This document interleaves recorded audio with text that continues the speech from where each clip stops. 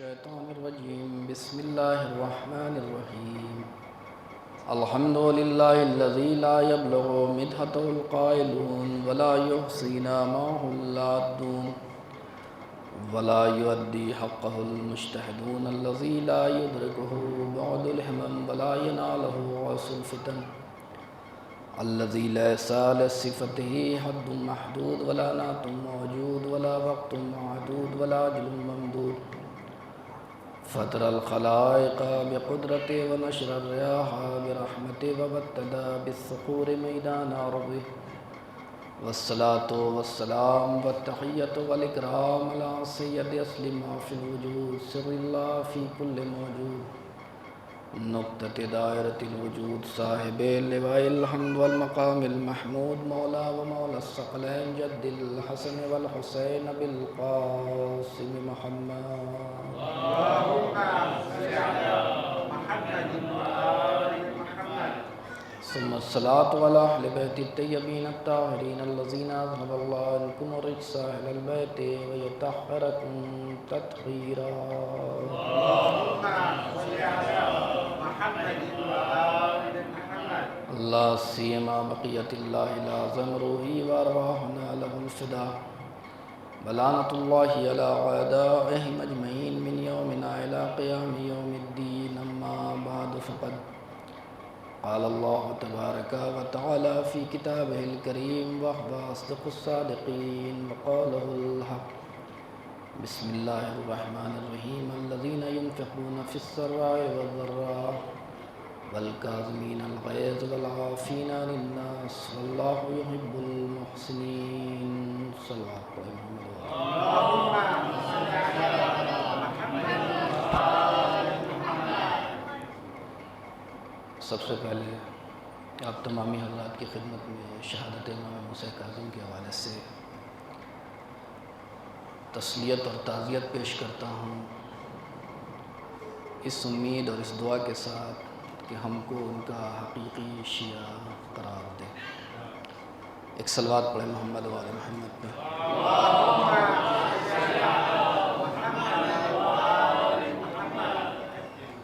عزیزان محترم،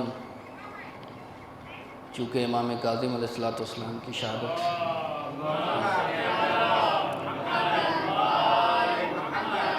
کی شب ہے اور جس آیت کریمہ یعنی سورہ آل عمران کی آیت نمبر 134 اس کو اپنا سرنامہ کلام قرار دیا، اور اس مہینے میں شاید یہ تیسری مرتبہ اس آیت کی تلاوت کیا ہے مناسبت کے حوالے سے، کہ جس میں جو اللہ کے نیک بندے ہیں، یا بہت سادہ لفظوں میں کہہ دیا جائے متقی ہیں، پرہیزگار ہیں، ان کی پروردگار عالم صفت بیان کر رہا ہے قرآن مجید میں۔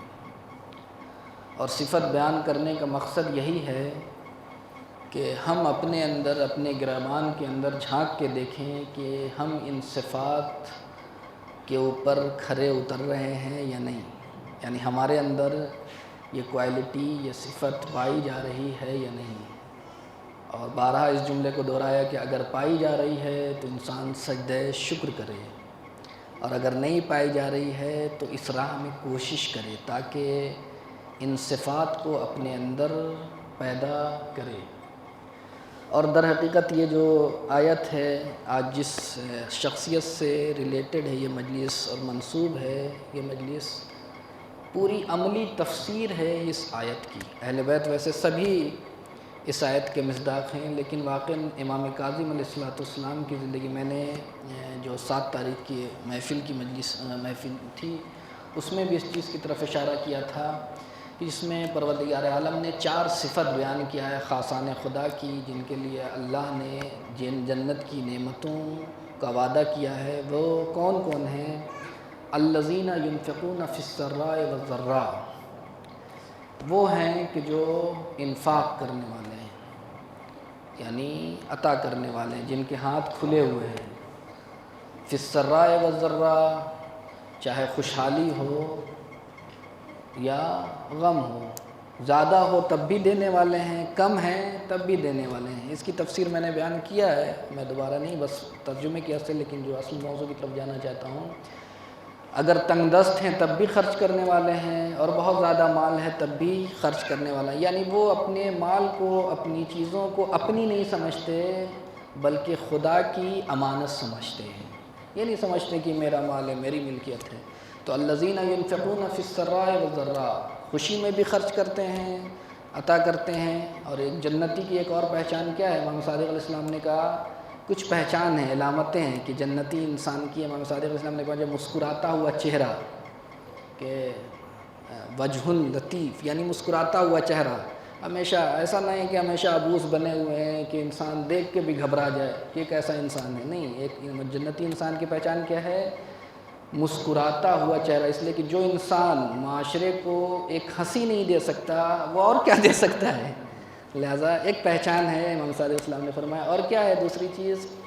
کہ وہ یدین معطیہ، عطا کرنے والے ہاتھ، یعنی ہمیشہ جو ہے کوشش کرتا ہے کہ وہ، اس لیے میں نے کہا کہ فقیر بھی اگر ہے تو اس انٹینشن کے ساتھ اگر لے رہا ہے کہ اے کاش خدا ہمیں اگر ایک دن عطا کرے گا تو ہم بھی راہ خدا میں خرچ کریں گے، تو وہ بھی اس آیت کا مصداق ہے، یعنی فی السراء والضراء۔ تو یہ پہلی چیز، پہلی صفت، پہلی کوالٹی۔ اس کے بعد والکاظمین الغیظ، اور میں نے کہا غصے کے اوپر کنٹرول رکھنے والا، غصے کو پینے والا۔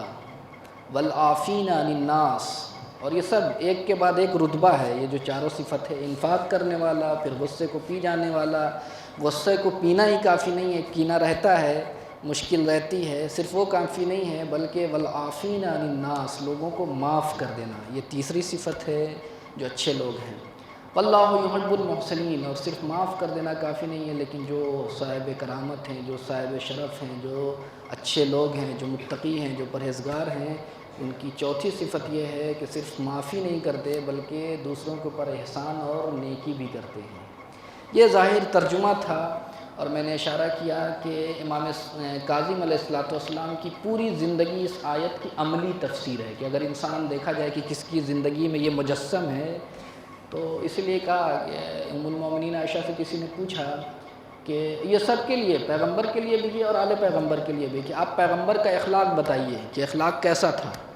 تو کہا ادھر ادھر بھٹکنے کی ضرورت نہیں ہے کہ فلاں مورخ نے کیا کہا، فلاں نے کیا کہا، فلاں نے کیا کیا، نہیں، کچھ کرنے کی ضرورت نہیں ہے۔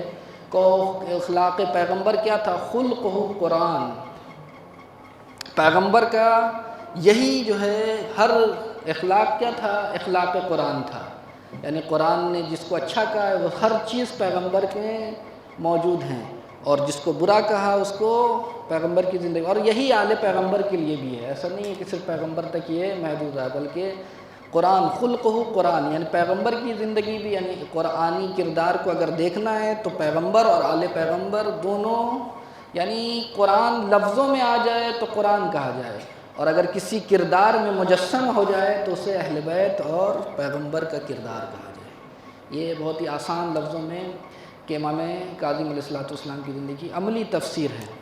اور آپ جانتے ہیں، میں جلدی گزرنا چاہتا ہوں اس منزل سے، کہ نام دو چیزوں سے مشہور ہے امام کاظم علیہ السلام، ہمارے یہاں بھی، اور ایسا نہیں ہے، دوست اور دشمن سب نے اس کو مانا ہے امام کاظم۔ ایک لقبی سے معلوم ہے کہ امام کاظم، کظم غیظ، غصے پر کنٹرول تھا، اور دوسرا یہ کہ آپ باب الحوائج جو مشہور ہے۔ پہلے اس لقب کے حوالے سے کہ کاظم، کہ جس کے معنی غصے کو کنٹرول کرنے والا۔ یہاں پہ ایک بہت ہی خوبصورت ہے، بڑا ایک اسکالر نے بڑی خوبصورت جملہ کہا کہ تاریخ بشریت میں دو موسیٰ ہیں، ایک نبی ہے جن کا نام موسیٰ ہے، اور ایک امام ہے جن کا نام موسیٰ ہے۔ تو جس نمائندہ الہی کا نام موسیٰ تھا اور جو نبی تھے، ان کی صفت قرآن نے بیان کی غضبان۔ آپ نے وہ پورا واقعہ دیکھا ہوگا کہ جیسے وہ ان کا جو ساتھی تھا، لڑائی ہوئی اور اس نے ایک گھوسا مارا اور وہیں پہ اوپر گیا، غضبان صفت قرآن مجید نے بیان کی ہے۔ اور لیکن امامت میں جو امام موسیٰ ہیں ان کی صفت کیا ہے؟ کاظم، یعنی پروردگار عالم نے دونوں نمونے دیکھ لیے ہیں کہ اگر تم کو غضب خدا کا مرقع دیکھنا ہے تو نبی موسیٰ کو دیکھو، اور اگر قزم اور غصے کو پی جانے والا کہ کیسے خدا جو ہے ہمیں برداشت کرتا ہے، اس کا نمونہ دیکھنا ہے تو امام کاظم کو دیکھو، دونوں مرقع تمہارے سامنے موجود ہیں۔ اگر قہر و جلال کا نمونہ دیکھنا ہے تو نبی موسیٰ کو دیکھو، اور اور قزم خدا کا اگر مظاہرہ کرنا ہے تو امام کاظم علیہ السلام کی انسان دیکھیں۔ قزم غیر آسان نہیں ہے کنٹرول کرنا، اور یہیں پہ ہے کہ اس کے ثواب یوں ہی ہے نہیں ہے کہ انسان اگر غصے پہ کنٹرول کرتا ہے تو خدا کیا کیا دیتا ہے، وہ بحث نہیں۔ بس ایک واقعہ امام کی زندگی کا اسی حوالے سے کہ آپ نے اس واقعے کو شاید سنا ہوگا کہ آپ کثیر العیال بھی تھے اور خادمہ تھی، تو ایک آپ کے گھر میں جو چھت تھا اس کے اوپر جو سیڑھی تھی وہ بہت ہی خطرناک تھی کہ اگر انسان تیز اور اگر احتیاط کے ساتھ نہ چڑھے تو وہ گر سکتا تھا۔ تو امام ہمیشہ اپنے خادموں کو اور کنیز جو تھی گھر میں اس کو ہمیشہ تذکر دیتے تھے کہ دیکھو تم اس پہ جلدی سے نہ جانا، یہ بڑے احتیاط سے چڑھنا۔ تو یہ ہمیشہ کا تو ایک دن ایسا ہوا کہ امام صحن میں موجود تھے اور ایک کنیز جو امام کی تھی، امام کے چھوٹا بچہ نوزاد جو گودی میں ہوتا ہے اس کو لے کے وہ کنیز چڑھ رہی تھی۔ اب چڑھ رہی تھی لیکن بہت تیزی سے، جیسے ہی امام کو دیکھا وہ گھبرا گئی اور کہا کہ امام کا تذکر یاد ہے کہ امام نے تو مجھے سمجھایا ہے کہ احتیاط سے چڑھنا ہے۔ اب اسی حال میں کبھی کبھی ہوتا ہے کہ بجائے اس کے کہ اچھا انسان کرنا چاہے برا ہو جاتا ہے۔ وہ امام کا بچہ اس کے ہاتھوں سے گرا اور نیچے آیا اور زمین پہ امام کے سامنے امام کا بچہ اس دنیا سے رخصت ہو گیا۔ اب آپ سوچیں، کنیز تھی گھبرا گئی، امام کے سامنے امام کا بچہ اس دنیا سے رخصت ہو گیا، لیکن بہرحال کنیز تھی چونکہ اہل بیت کے گھر کو جانتی تھی، اور تو فوراً اسی آیت کی تلاوت کی کہ وَالْقَاظِمِينَ الْغَيْظَ۔ کنیز نے کہا وَالْقَاظِمِينَ الْغَيْظَ، میں نے کہا کہ اس آیت کی عملی تفسیر ہے۔ اب سوچیں ہمارے یہاں اگر ہمارا نوکر ایک کھانا بھی اگر لے کے آ رہا ہوتا ہے گر جائے تو کتنا ڈانٹتے ہیں ہم، کتنا چلاتے ہیں اس کے اوپر، کیا تم نے دیکھا نہیں، اندھے ہو گئے، یہ ہو گیا۔ امام کا بچہ اس دنیا سے رخصت ہو گیا ہے، آسان ہے برداشت کرنا، سوچ سکتا ہے انسان؟ اگر انسان واقعی ٹھہر کے سوچے، بس اس آیت کی تلاوت کی والکاظمین، امام نارمل ہو گئے۔ اب سوچیں جس کے سامنے اس کا بچہ رخصت ہے، ہم کیا نہ کر دیں، اس کا گلا نہ کاٹ دیں، اگر ہمارے ساتھ یہ ہو جائے تو ہم تو تھوڑی سی مشکل ہوتی ہے تو اس کے اوپر اتنا ٹوٹ پڑتے ہیں کہ وہ بیچارہ، لیکن کہتے ہیں کہ امام کی جو خادمین تھی اتنے جری ہو گئے تھے کہ وہ تو معاف کر ہی دیں گے۔ یہ ہماری سیرت میں ہے یا نہیں؟ دیکھنا چاہیے کہ ہماری زندگی میں کتنا ہے، ہم کتنا حد تک کسی کی غلطیوں کو معاف کرتے ہیں، کسی کی غلطیوں کو درگزر کرتے ہیں، اس سے آنکھ بند کرتے ہیں، یہ ہمیں دیکھنا پڑے گا۔ اب جیسے ہی امام اس آیت کی والکاظمین الغیظ، امام نے کہا نارمل حالت، پھر اس نے کہا والعافین عن الناس، لوگ کہا کہ جا میں نے تجھے معاف کیا۔ اس کے بعد اس نے کہا واللہ یحب المحسنین، پروردگار محسنین کو معاف کرتا، جا محسنین کو واللہ دوست رکھتا ہے، کہ جا میں نے تجھے آزاد کر دیا، بجائے اس کے سزا دیا جائے اس کو جزا دیا جائے۔ یہ ایک سیرت ہے کہ انسان اگر یہ ایک سیرت اس فرش سے لے کے اٹھے، چونکہ یہاں اس طریقے کا ماحول بہت زیادہ ہے، خادمین آپ کے گھر میں ہر گھر میں تقریباً ہیں، اگر ہماری زندگی میں یہ چیز ہو جائے، اگر امام کاظم کی زندگی سے ہم سبق لیں اور ان کے ساتھ انسانوں والا برتاؤ کریں، جانور والا برتاؤ نہ کریں، تو واقعاً ہماری مجلس بھی کامیاب ہے، ہمارے جلسات بھی کامیاب ہیں، ہمارا یہاں پہ بیٹھنا بھی کامیاب ہے۔ کس لیے مجلسوں کا ہے؟ یہی ہے کہ ان چھوٹے چھوٹے واقعات سے ہمیں کیا لینا ہے، ہمیں کیا سیکھنا ہے۔ لہٰذا یہ ایک رخ تھا والکاظمین الغیظ۔ اور اس کے بعد امام کاظم علیہ السلام کی پوری زندگی اگر آپ دیکھیں، باب الحوائج آپ نے سنا ہی ہوگا، دوست اور دشمن سب نے، ابھی شاید بعد میں تذکرہ کریں گے کہ کس طریقے سے امام باب الحوائج ہیں، لیکن سب نے مانا، اور ایسا نہیں ہے کہ کوئی روایت میں نے پہلے بیان کیا، بلکہ دوست اور دشمن سب نے ان کے کرم کا مظاہرہ دیکھا، اس لیے باب الحوائج کہا۔ اور میں یہاں پہ بعض کہتے ہیں کہ یہ امام کے لیے بہت ہی چھوٹی چیزیں ہیں، یعنی اگر ہم دیکھیں ہمارے لیے ہو سکتا ہے بہت بڑی چیز ہے باب الحوائج، لیکن جو ان سے متصل ہو جاتا ہے وہ باب الحوائج بن جاتا ہے، جو ان کا غلام ہو جاتا ہے وہ مشکلوں کو حل کرنے والا ہوتا ہے۔ یہ ان کی شان بہت بڑی، ہم کہتے ہیں کہ نا کہ معجزہ نہیں، یہ معجزے تو یہ چھوٹی چھوٹی چیزیں ہیں کہ جہاں پہ واقعاً اگر انسان، میں ایک مثال آپ کو دے دوں کہ جو انسی کی ذات سے متصل ہو جاتے ہیں ان کی زندگی میں کرامت ہے، ان کی زندگی میں معجزہ ہے، وہ مشکلوں کو حل کرنے والے، ان کا رتبہ بہت بڑا ہے۔ معروف کرخی کا نام آپ نے سنا ہوگا، امام رضا کے صحابی تھے۔ ایک دن امام رضا کہیں گئے ہوئے تھے اور یہ امام رضا کے گھر پہ موجود تھے، تو کچھ ملاح کا قافلہ آیا۔ ملاح جانتے ہیں؟ جو دریا میں جو کشتی چلاتے ہیں، تو ان کو ملاح کہا جاتا ہے، جو ہمارے، تو وہ لوگ آئے کہ تو معروف کرخی نے کہا کیا کام ہے؟ کہا مجھے امام رضا سے کچھ کام تھا۔ تو کہا کیا کام ہے؟ کاش میں ہم لوگ کا سفر ہمیشہ دریا میں ہے، کشتی کبھی طوفان آتا ہے، کبھی کچھ ہوتا ہے، کئی مشکلات میں گر جاتے ہیں، تو امام رضا سے مل کے کوئی دعا، کوئی تعویذ، کوئی سورہ، کوئی قرآن کی آیت کچھ تو بتائیں، تعلیم دیں کہ جب میں اس کو پڑھوں تو طوفان تھم جائے اور ہم آسانی سے سفر کر سکیں۔ سنیں گے معروف کرخی نے کہا کہ اس میں امام رضا کو زحمت دینے کی کیا ضرورت ہے؟ اب جب طوفان آ جائے، سنیں جملہ، میں نے کہا کہ یہ کام جو امام کے غلام ہے، جو ان کے در سے متصل ہو جاتا ہے، وہ کر دیتا ہے۔ کہ معروف کرخی اس میں امام رضا کو تکلیف دینے کی ضرورت کہ اب جب بھی طوفان آئے تو طوفان سے کہہ دینا کہ تمہیں معروف کرخی کے سر کی قسم تھم جا، وہ تھم جائے گا۔ بڑے اطمینان سے جملہ کا۔ البتہ امام اگر ہوتے تو یہ کبھی نہیں کہتے کہ میرے سر کا حوالہ دینا اور یہ کرنا ہوگا نا، وہ ہمیشہ دعا تعلیم دیتے، لیکن بہرحال جو جتنی ظرفیت تھی اس اعتبار سے امام کچھ دیر کے بعد واپس آئے اور معروف کرخی مل گیا۔ کہ کیا ہوا؟ کہ مولا کچھ لوگ آئے تھے اور ایسی مشکل تھی، ملا تھے اور وہ ان کی کشتی کبھی کبھی پھنس جاتی تھی، طوفان آ جاتا تھا، تو کہا کہ کچھ دعا اور کچھ آپ سے تعویذ اور کچھ بھی مانگ رہے تھے۔ تو کہا تم نے کیا کیا؟ کہا کرنا کیا تھا، میں نے کہہ دیا کہ تم جا کے میرے سر کا واسطہ دے دینا، طوفان تھم جائے گا۔ تو سنیں گے جملہ، امام رضا علیہ السلام نے پوچھا معروف کرخی کیا تمہیں یقین ہے کہ اگر وہ تمہارے سر کی قسم دے، امام رضا کے سر کی نہیں بلکہ معروف کرخی کی سر کی، تمہیں یقین ہے کہ اگر تم دریا یعنی وہ ملا تمہارے سر کی قسم دے دیں تو طوفان تھم جائے گا؟ تو سنیں گے جملہ، بڑے اطمینان سے کہتے ہیں معروف کرخی مولا بالکل یقین ہے، جس سر نے آپ کے دروازے پر جبھی سائی کی اس سر میں اتنی صلاحیت ہے کہ طوفان کو تھام سکتا ہے۔ تو یہ ہے، یہ بہت بڑی چیز نہیں ہے، یہ میں نے کہا کہ روایتوں میں نہیں بلکہ جو بھی ان کی ذات سے متصل ہو جاتا ہے وہ باب الحوائج ہو جاتا ہے۔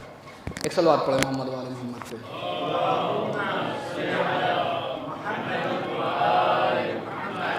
لہٰذا یہ ہے امام کاظم۔ اور ہم نے واقعاً اگر ہم سے پوچھا جائے کہ امام کیا ہیں تو ہماری معلومات بس اتنا ہے کہ اگر پوچھا جائے کہ کون ہے ساتویں امام تو امام کاظم ہے، جبکہ اگر ان کے کمالات کو دیکھیں ہم اس سے زیادہ نہیں بتا سکتے، بہت زیادہ بتائیں گے ولادت شہادت۔ آج اگر پوچھیں کسی سے کہ 10 منٹ بولنا ہو تو بغیر کسی کتاب کے مطالعے کے وہ فوری طور پہ بولنا سخت ہے، جبکہ ہمارا امام ہونے کا مطلب یہ نہیں ہے کہ صرف نام کا جاننا ہو، بلکہ امام کے ہونے کا مطلب یہ کہ امام کے ساتھ ہم زندگی گزاریں۔ ایک جملہ ہے، شاید اس کو جا کے گھر پہ سوچئے گا، میں نے کہا کہ امام کے ساتھ ہم زندگی گزاریں، یعنی ہماری آنکھ بھی امام ہو، ہماری کان بھی امام ہو، ہمارا پورا وجود جو ہے ایسا ہو کہ امام کے سامنے ہم ہیں۔ یہ اس لیے کہ امام کیا ہے؟ دل سوز امت ہے۔ اور امام کاظم علیہ السلام کے حوالے سے میں کہوں کہ واقعاً شیعوں پہ احسان ہے کہ جس میں روایت ہے موجود کہ شیعوں کے اوپر کچھ بلا آنی تھی، اس لیے کہ وہ جو کارنامہ کرنا تھا، جو ولی حق کا ساتھ دینا تھا، نہیں دیا۔ اب یہ جو امام کے 14 سال، بعض روایتوں میں 21 سال قید و بند کی مشقت کو برداشت کیا، یہ کیوں برداشت کیا؟ اس کی ایک وجہ کیا تھی؟ امام نے خود اصول کافی میں یہ حدیث ہے کہ ان اللہ عز و جل غضب علی الشیعہ، خداوند عالم شیعوں کے اوپر غضبناک ہوا، ان کی بدعملی کی بنیاد پہ جو کام کرنا چاہیے تھا وہ نہیں کیا، تو اختیار دیا موسیٰ کاظم کو کیا چیز کہ فخیرنی نفسی، امام کاظم خود فرماتے فخیرنی نفسی، مجھے اختیار دیا کہ آپ بلا جو نازل ہوگی یا تو آپ کے شیعوں پر نازل ہو یا آپ پہ نازل ہوگی، تو آپ کو اختیار کرنا، آپ کو چوز کرنا ہے۔ آپ دیکھیں کتنا رؤوف، کتنا دل سوز ہے ہمارا امام. ہم نے کہا کہ امام کیا ہوتا ہے؟ امت کا باپ ہوتا ہے، باپ ہوتا ہے. تو کہا کہ میں نے جب اللہ نے اختیار کیا کہ وہ بلا آنی تھی شیعوں پہ، لیکن امام نے خود کہا کہ نہیں، میں یہ برداشت کرنے کے لیے تیار ہوں. 14 سال امام جو ہے قید کی مصیبت کو برداشت کرے، یہ کس لیے؟ اپنے شیعوں کے لیے. اور ہم کیا کرتے ہیں؟ بس اتنا ہی تک معلوم ہے ہم کو کہ امام موسیٰ کاظم ہمارے ساتویں امام ہے اور خوش ہو جاتے ہیں. اس سے زیادہ تو ہم نہیں کرتے. ان کا حق ہے کہ انسان ان کی زندگی کو پڑھے، ان کی سیرت کا مطالعہ کرے، ان کو دیکھے. اتنے کمالات ہیں کہ وہی جملہ جو ابن ابی الحدید معتزلی نے امام علی کے بارے میں کہا، در حقیقت امام کاظم کے اوپر بھی وہ صادق، سب اسی گھرانے کے ہیں. ابن ابی الحدید معتزلی کہتا ہے کہ علی کی شخصیت ایسی ہے، اس مشک اور عنبر، مشک جانتے ہیں کہ جتنی بھی خوشبو اس کو چھپانا چاہیں، اور جو ہے اس لیے کہ مشکون کہ خود بے بوید نہ ان کے عطار بے گوید، یعنی کمال وہی ہوتا ہے.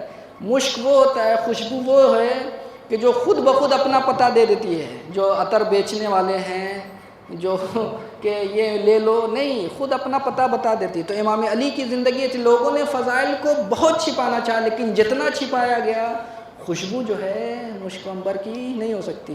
ویسے ہی امام کاظم کی زندگی ہے کہ خوشبو ایسی ہے مشک کے جیسی کہ جتنے فضائل کو چھپایا جائے. ہارون نے بہت کوشش کی، لیکن اور خود ایک گفتگو ہے کہ شہادت کے وجوہات کیا ہیں، جس پہ شہید مطہری نے بہت ہی تفصیلی طور پہ بیان کیا کہ کبھی انشاءاللہ وقت ملے گا تو بیان کروں گا کہ امام ان کی شہادت کی وجہ کیا تھی. حالانکہ قید میں بھی تھے، رابطہ بھی نہیں تھا، اس کے باوجود ہارون قتل کیوں کر رہا تھا؟ اس کی وجہ وہی ہے کہ وہ بیچارہ ہو رہا تھا، کہ ان کی محبوبیت اسی لیے ہے کہ پہلا مرتبہ جب ہارون پہنچا ہے مکہ تو اس وقت اس کی آدھی سے زیادہ دنیا پر حکومت تھی. ایسا بادشاہ جب وہاں پہنچا تو سب کو منع کر دیا کہ کعبے کے پاس کوئی نہیں جاتا، ہم اور ہمارے وزیر آئیں گے اور زیارت کریں گے اور مناجات اور دعا. تو جب وہ وہاں پہنچا تو دیکھا کہ ایک جوان ہے کہ جو راز و نیاز میں مبتلا، راز و نیاز کر رہا ہے خدا سے کی بارگاہ میں، اور اتنی ہیبت ہے کہ کسی میں جرت بھی نہیں کہ کچھ پوچھ سکے. تو لوگوں سے پوچھا اپنے سپاہیوں سے کہ ہم نے تو سب کو منع کر دیا تھا، یہ کیسے آ گیا؟ پھر کہا کہ جب وہ واپس پلٹا تو کہا یہ تھا کون؟ تو لوگوں نے اس سے کہا کہ یہ جو ہے تم جسموں کے امام ہو، وہ دلوں کا امام ہے. یہی مشکل تھی ہارون کو، اتنی بڑی حکومت رہنے کے بعد قتل کرنے کا. اور یہ کہتے کہ دوست دشمن سب نے ان کی فضیلت کو مانا ہے کہ یہی ہارون کہ جب مامون بھی یعنی اس کا بیٹا موجود تھا، اور ایک مرتبہ جب امام آئے ہیں تو بڑی عزت اور احترام کیا، اور عزت و احترام کرنے کے بعد جب چھوڑنے کا موقع آیا تو کہا یہ کون ہے بابا؟ مامون جب چھوٹا تھا تو کہا یہ کون تھے جو اتنی آپ نے اس کی عزت اور احترام تکریم کیا؟ کہا یہ تمام انبیاء کے علم کے وارث یہ ہیں. تو مامون بڑا چالاک تھا، اپنے باپ سے پوچھتا ہے تو جب یہ ہیں تو آپ خلافت کیوں کر رہے ہیں؟ بیٹھنا تو اس پہ تھا، ان کو آنا چاہیے. کہ سنو، یہ ملک اور سیاست ایسی چیز ہے کہ اگر تم میرے بیٹے ہو کہ اگر اس کے اوپر تم نے نظر گڑائی تو میں تمہیں اپنے ہاتھوں سے تمہاری آنکھوں کو نکال دوں گا. کہتے ہیں نا کہاوت الملک عقیم، سیاست بانجھ ہوتا ہے، وہاں نہ باپ دیکھتا ہے نہ بیٹا ہے. کیا کہ اگر ہم جو ہے اگر ان کا حق ہے تو یہ ہے. اس کے بعد ایک صرف اب بہت جلدی ایک تعبیر ہے شیخ مفید علیہ الرحمہ کی، اب کتاب ارشاد میں امام کے حوالے سے، کہ اسی حوالے سے 2-3 باتیں عرض اور آپ کی ذمہ تمام.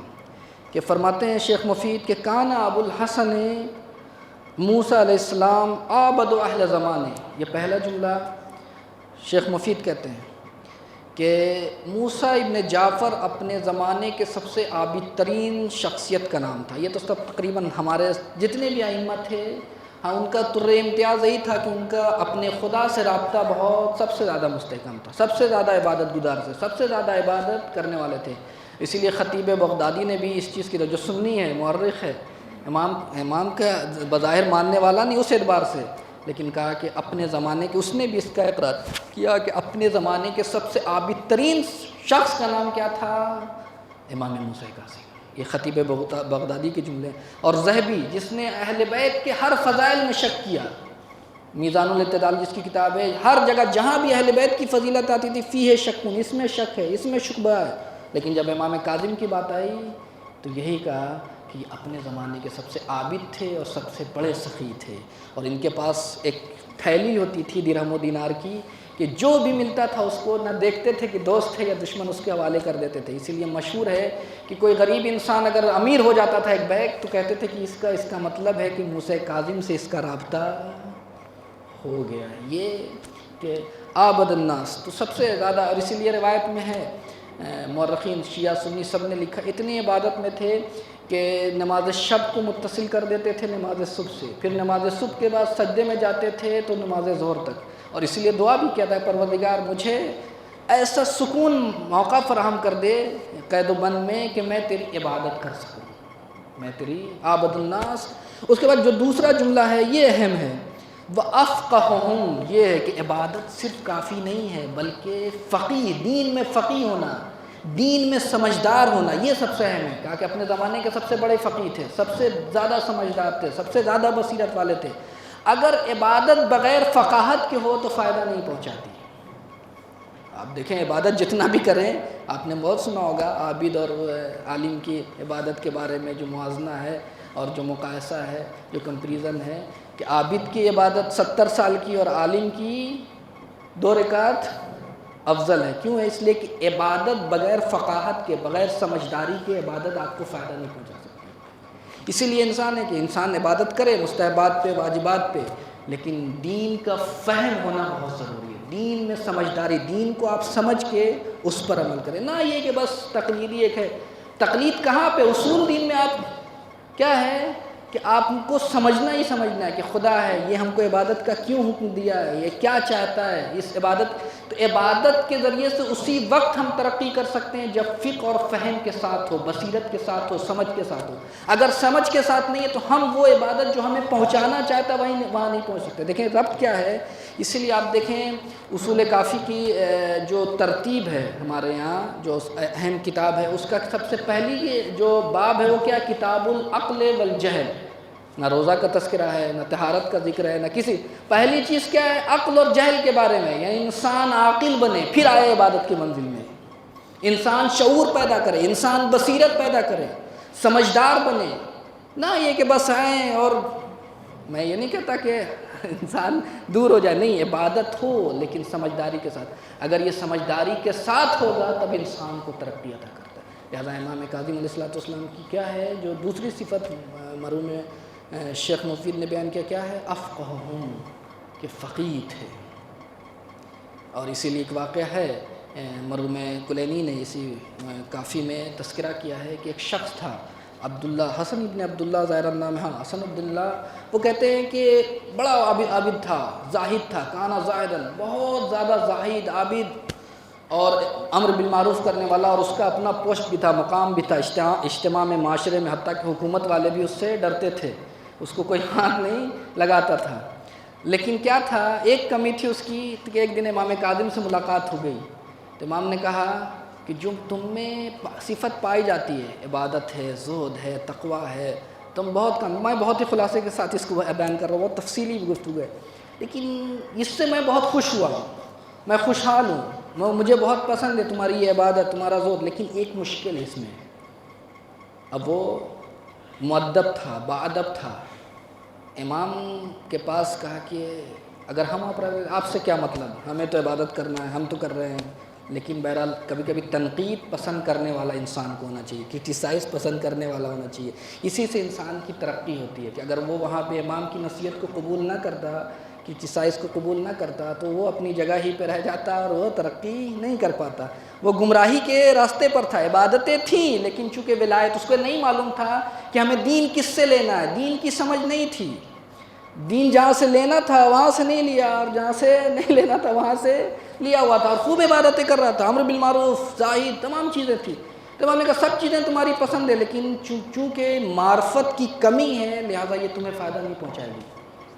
اب وہ سمجھدار تھا، باادب تھا، کہا مولا ٹھیک ہے، بتائیے کیا کمی ہے، کہ جاؤ تلاش کرو۔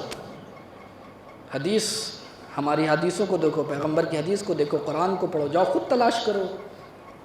اب یہاں پہ بھی ایک امام فوراً بتا سکتے تھے، لیکن اس کے اندر ایک بھوک پیدا کیا علم حاصل کرنے کا، معرفت حاصل کرنے کا، اس لیے کہ جب تک انسان ضرورت محسوس نہیں کرتا کسی چیز کی طرف نہیں جاتا۔ اب کھانا رکھا ہوا، اگر آپ کا پیٹ بھرا ہوا ہے تو نہیں کھائیں گے، لیکن جیسے ہی بھوک ہوگی تو ہر چیز آپ کو پسند ہوگی، اور اگر بھوک نہیں ہوگی تو پھر کوئی چیز آپ کو پسند نہیں ہوگی۔ یہی کام امام نے کیا تربیت کا، کہ جاؤ، میں کیوں بتاؤں گا، ابھی نہیں، پہلے جاؤ خود تلاش کرو، جاؤ دیکھو، وہاں اتنے مکاتب ہیں، اتنی آئیڈیالوجی ہے، ہر جگہ درس سجا ہوا ہے، اتنے ائمہ موجود ہیں مسجد نبوی میں، مختلف، چونکہ امام کا زمانہ ایسا تھا، مختلف مکاتب فکر موجود تھے، کہا جاؤ سب سے تلاش کرو۔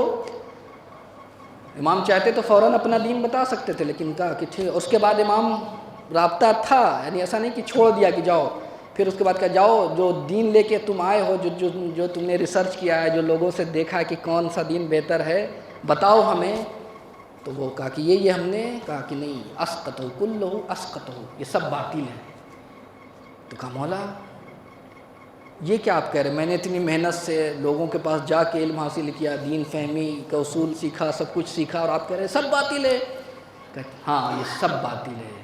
یہاں پہ جب اس نے کہا کہ یہاں پھر جب اس کے اندر بھوک تھی معرفت حاصل کرنے کی، تو اس نے کہا کہ اگر اب میں آپ کے علاوہ کہیں نہیں جانے والا، اب میں آپ کے علاوہ کہیں نہیں جانے والا، تو کہا اچھا۔ تب امام نے کہا کہ اب اس میں بھوک پیدا ہوئی ہے معرفت کو۔ اب اس کے بعد امام نے تمام معارف، جو راستہ ہے کہاں سے دین لینا ہے، یعنی غدیر سے تمہیں لینا ہے، تمام وہ ولایت اور تمام چیزوں کو امام نے تعلیم دی۔ تو دیکھیں کیا ہے کہ امام نے خود بیان کیا کہ عبادت اس وقت فائدہ پہنچا سکتی ہے، اس وقت انسان کو ترقی عطا کرتی ہے جب فقاہت کے ساتھ ہو، سمجھداری کے ساتھ ہو، بصیرت کے ساتھ ہو۔ جو ترقی دینا چاہتا ہے انسان کو، وہ سمجھداری کے ساتھ ہو۔ لہذا اس کے بعد تیسری چیز امام کے جو صفات بیان کیے ہیں شیخ مفید نے، کہ وَأَسْقَاهُمْ كَفًّا، کہ اپنے زمانے کے سب سے بڑے سخی تھے، اور باب الحوائج، دوست و دشمن، سب نے اس کا اقرار کیا۔ اس پہ گفتگو تھی لیکن میں وقت گزر گیا، اور چونکہ شب شہادت ہے، شہادت کے دن ہیں، کہ امام کا باب الحوائج یہ لفظ دوست اور دشمن، آج بھی بغداد میں ایسا نہیں ہے کہ صرف شیعہ اپنی مرادیں پاتے ہیں، بلکہ اہل سنت کا ہجوم ہے۔ ایک عالم دین کا میں واقعہ پڑھ رہا تھا، وہ پہنچے تو دیکھا کہ ایک بچہ ایک شخص لے کر آیا ہوا ہے کاظمین میں، اور کہتا ہے کہ جب دیکھا کہ یہ مولانا ہے، عالم دین ہے، کہا کہ ان کی بارگاہ میں ہمارے بچے کے لیے دعا کرو کہ وہ ٹھیک ہو جائے، یہ ٹھیک نہیں ہو رہا ہے۔ تو انہوں نے کہا دعا کرنے سے پہلے کہ میں دعا کر دیتا ہوں انشاءاللہ شفا مل جائے گی، لیکن اس کے ساتھ ساتھ تم ڈاکٹر کے پاس بھی جاؤ، تمہاری ذمہ داری ہے۔ تو سنیں گے اس کا جملہ، کہ میں ڈاکٹرز کے جانے سے پہلے ہمارا طریقہ کار یہ ہے کہ ہم روحانی ڈاکٹر ان کے پاس آتے ہیں۔ اس کے بعد کہتے ہیں وہ عالم دین کی میں نے دیکھا کہ اس کے بعد اس نے بچے کو رکھا اور مجھ سے دعا کہ کہا، اور وہ نماز پڑھنے لگا۔ اس کی نماز سے معلوم ہوا کہ وہ اہل سنت ہے، شیعہ نہیں ہے۔ یعنی یہ وہ دربار ہے، میں نے کہا کہ یہاں کسی بغیر مذہب و ملت کوئی تفریق نہیں ہے مذہب و ملت کی، میرا ہے تب ہم اسے عطا کریں گے۔ یہ اہل بیت کا کرم ہے، عام ہے۔ اور بس یہیں سے ایک واقعہ مصائب کے حوالے سے، کہ مرزا فرہاد سلطنت تھی اور اہل سنت بھی تھا، اور وہاں بغداد میں جو امام کا روضہ ہے وہ اس طریقے سے تھا کہ اس کی تعمیر چوکور میں بنانا چاہتے تھے شیعہ، اس زمانے میں وہ نہیں تھا، اور ایک قبر تھی اہل سنت کی، اس کی وجہ سے وہ والی وہاں کا جو گورنمنٹ کے پاس پہنچے، کہا کہ اس کو جو ہم بنانا چاہتے ہیں، کہا اجازت نہیں دیں گے۔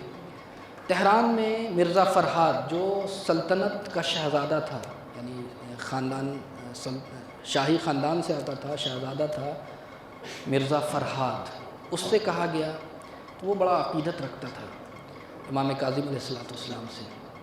وہ آیا اور اس نے والی سے بات کیا، کچھ پیسہ دیا، اور اس کے بعد امام کے حرم کا توسیہ ہوا، اور اس نے بھی لوگوں سے سفارش کر کے اپنے لیے بھی ایک قبر وہاں پہ، کہ جب میں مر جاؤں تو مجھے یہاں پہ دفن کر دینا۔ واپس تہران آ گیا۔ تہران آنے کے بعد جب وہ اس دنیا سے رخصت ہوا تو اس کو شاہی جس طریقے سے ہوتا ہے تشریفات کے ساتھ اس کے جنازے کو لے کے عراق پہنچے، پھر آئے، کچھ شیعہ بھی آئے استقبال کے لیے چونکہ خدمت کیا تھا۔ تو اب جب جیسے ہی امام کاظم علیہ السلام کا روضہ آیا، کاظمین آیا، تو روضے کے باہر اس کے جنازے کو رکھ دیا گیا۔ سنیں گے اب جو اس کا وصی تھا اس نے کہا کہ اس کی ایک وصیت یہ ہے کہ اس امام سے مجھے اتنی عقیدت ہے کہ اس امام پر جو گزری ہے میں اس کو بھی برداشت کرنا چاہتا ہوں۔ سنیں گے کہا وہ کیا ہے؟ کہ جس طریقے سے امام کے جنازے کو مزدور اٹھا کے لے کے گئے تھے، میں بادشاہ کا بیٹا ضرور ہوں، میں شہزادہ ضرور ہوں، لیکن میں اس مصیبت کو برداشت کرنا چاہتا ہوں۔ کہتے ہیں کہ جیسے ہی مزدور بلائے گئے اور جیسے ہی مزدور کے کاندھے پہ جنازہ رکھا گیا اس شہزادے کا، اب جتنے وہاں پہ تھے سب رو رہے تھے، سب رو رہے تھے، سب ماتم کر رہے تھے۔ کیوں؟ اس لیے کہ غریب بغداد کا صحنہ یاد آ گیا، سب رو رہے تھے۔ ابھی صحن میں داخل بھی نہیں ہوا تھا جنازہ کہ شیخ حیدر جو اس حرم کے ذمہ دار تھے، کلیددار تھے، وہ دوڑتے ہوئے آتے ہیں اور اس کے بعد کہتے ہیں کہ رکو، ٹھہرو ٹھہرو، یہ کیا غضب کر رہے ہو؟ جس طریقے سے شان و شوکت سے جنازے کو لے کر آئے تھے ویسے ہی ابھی بھی یہاں سے لے کے چلو۔ کہا نہیں، اس کی وصیت یہ تھی کہ جب لے کے جانا تو 4 مزدوروں کے ذریعے سے۔ میرے کہا نہیں، امام کاظم کو میں نے ابھی خواب میں دیکھا ہے کہ میرا چاہنے والا ہے اور اس نے وصیت کی ہے۔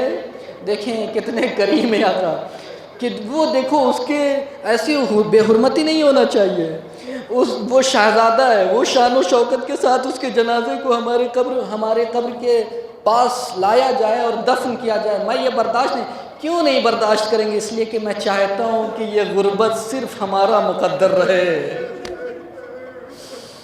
یہ غربت صرف ہمارا مقدر رہے۔ ہاں عزیزو، آج ہم اس امام کا ماتم کر رہے ہیں کہ جس کے زیارت میں کہتے ہیں السلام علی المعذب